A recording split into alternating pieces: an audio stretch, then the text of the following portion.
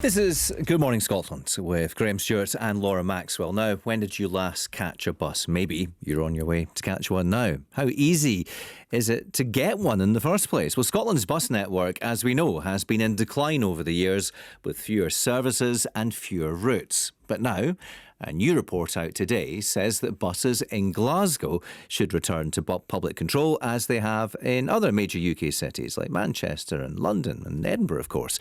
It was commissioned by the transport campaign group Get Glasgow Moving, whose chair Ellie Harrison joins us now. Good morning to you, Ellie.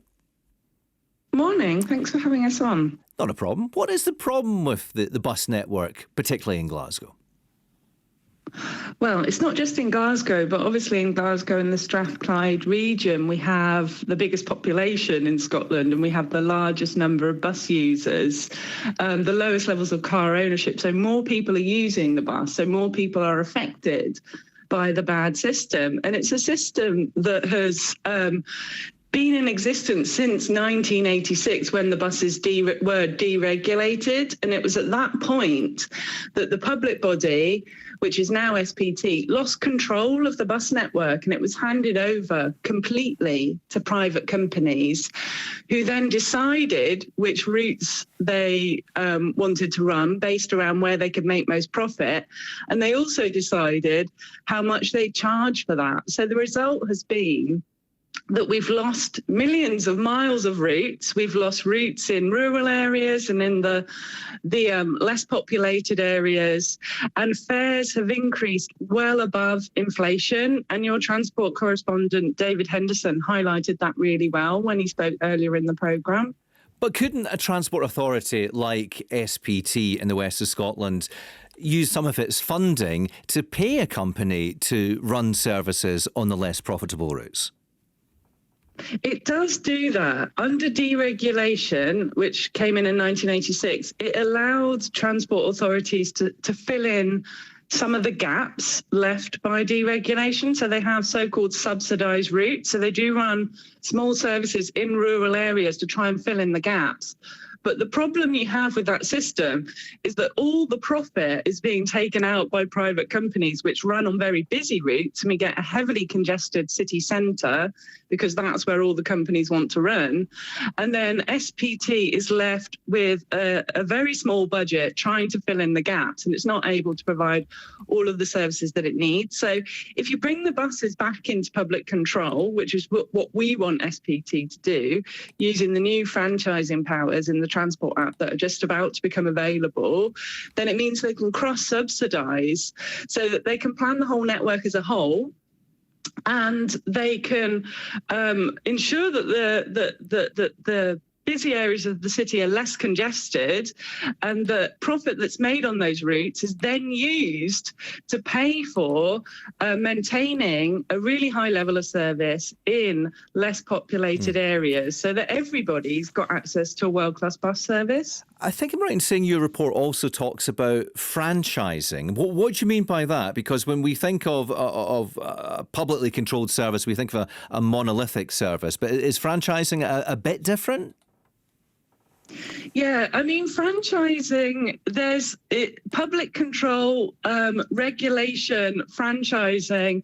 We're all talking about the same thing. Actually, it's the system that they've had in London because buses were never deregulated in London. They were privatised. So private bus companies still run the services in London, but they're controlled entirely by Transport for London, which is the public body.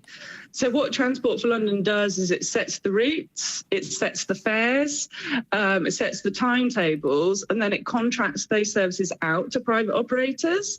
So that's franchising, and that's the system that's just about to come in, or is just coming in Greater Manchester. They're rolling out that system over the next 2 years. So SPT can now do that under the new powers in the Transport Act, and that would be a massive improvement on the system that we've got.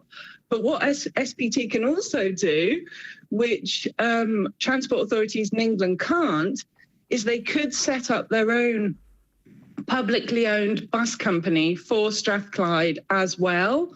And that's actually what we want them to do, because they need to regulate the existing private bus companies through franchising so they get control over the network. But then we can have a new public operator like Lothian Buses in Edinburgh, which can then start running sections of the network. And you'll probably find that that public operator can run services in a far more cost-efficient way. So that gives SPT an advantage over English city regions. And that's really what they need to choose to do, because they're working on their regional bus strategy now, and they're going to make a decision early next year. When you contrast and compare, would you say that Edinburgh and the Lothians with Lothian buses, do you think they have a better service than Glasgow? Absolutely. I mean, anyone that's been to Edinburgh will know not only is the bus a lot cheaper, I mean, it's £2 for a single fare on Lothian. If I get on a first bus in the middle of Glasgow, it's £2.85. If you want to go outside of the city into the regions, it's over a £5. So these bus fares are totally out of control. They are pushing people off the bus. It's the opposite of what we want to do. We want to be encouraging more people to use the bus. So in Edinburgh, because Lothian Buses, which was a publicly owned company, it survived the process of deregulation in the 80s. It survived privatisation.